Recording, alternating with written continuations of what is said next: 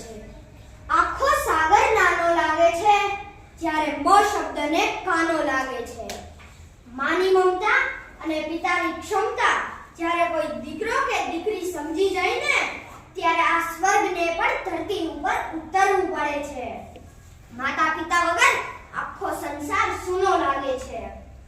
આજે અહીંયા હું અને તમે બધા ઉપસ્થિત છીએ તે તેમના જ ઉપકાર અને આશીર્વાદનું પરિણામ છે। તેમના ઉપકાર સારી રીતે સમજનાર એવા અહીં ઉપસ્થિત સમજદાર નિર્ણાયકશ્રીઓ, આદરણીય વડીલો અને મારા વહાલા વિદ્યાર્થી મિત્રોને સોલંકી અભિનવના નમસ્કાર। આજનો મારો વિષય છે આ ધરતીના ભગવાન એટલે માતા પિતા। એમ કહેવાય છે કે ઈશ્વર બધે જ પહોંચી ના શકે તે માટે ઈશ્વરે માનું સર્જન કર્યું હશે। માની મમતાનું એક બિંદુ પણ અમૃતથી ભરેલા સાગર કરતાં પણ વધુ મીઠું હોય છે। માનો પ્રેમ પામવા તો સ્વયં વિષ્ણુને પણ કૃષ્ણ બની માં દેવકીના કુંઠે જન્મ લેવો પડે અને માની ગોદમાં રમવું પડે। માં આગળ તો આખા બ્રહ્માંડના સર્જનહારે પણ નમવું પડે। આખી દુનિયામાં જો નિસ્વાર્થ પ્રેમ શોધવા જઈએ ને તો કદાચ માં સિવાય બીજું કોઈ ના મળે। માની સરખામણી એ બીજા કોઈ સાથે ન થઈ શકે। જેની ઉપમા આપવા માટે બીજો કોઈ શબ્દ ન મળે ત્યારે કવિએ લખવું પડે કે માં તે માં બીજા બધા વગડાના વા અને જનનીની જોડ સખી નહીં જડે રે લોલ। અને જો માં ઘરનું ગૌરવ તો પિતા ઘરનું અસ્તિત્વ હોય છે।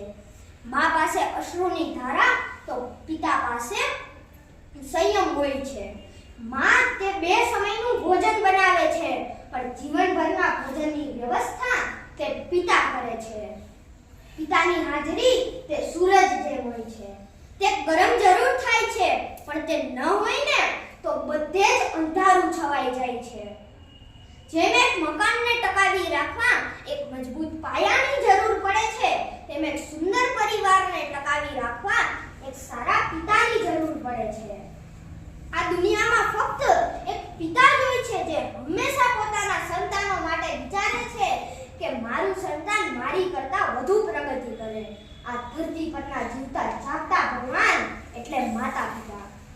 પોતે ભીને સૂઈ અને પોતાના સંતાનને સૂકામાં સુવડાવે એ માં, પેટે પાટા બાંધીને પોતાના સંતાનનું જતન કરનાર એ માં, પોતાના સંતાનના જન્મ સમયે મૃત્યુની લગભગ નજીકની પીડા પણ હસતા મોંએ સહન કરનાર એટલે માં।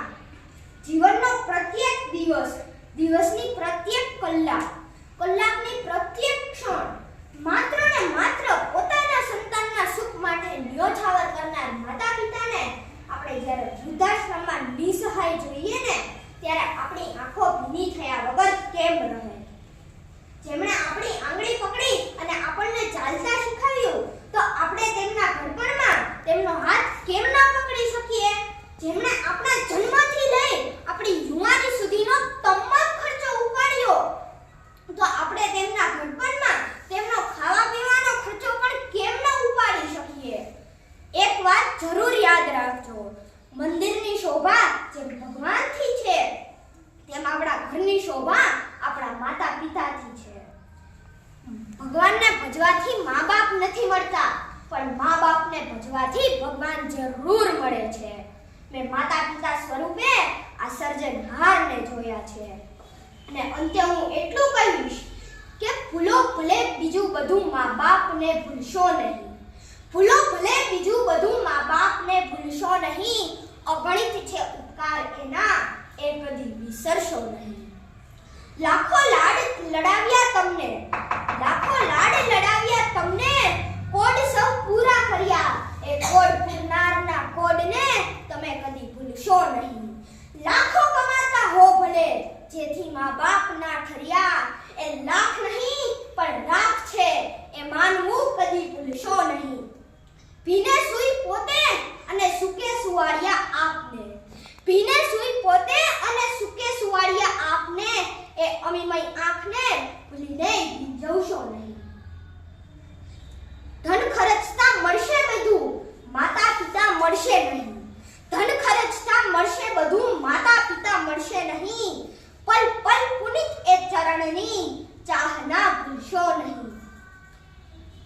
ધન્યવાદ.